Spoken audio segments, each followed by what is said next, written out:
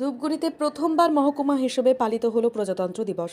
ধূপগুড়ি মহকুমা হিসেবে উন্নীত হওয়ার পর প্রথমবারের মতো আজ প্রজাতন্ত্র দিবস পালিত হলো।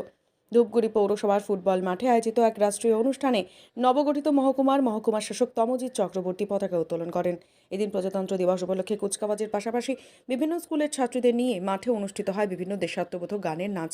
এই বছরের প্রজাতন্ত্র দিবস ধূপগুড়ির মানুষের জন্য বিশেষ তাৎপর্যপূর্ণ ছিল, কারণ এটি ছিল মহকুমা হিসেবে তাদের প্রথম প্রজাতন্ত্র দিবস।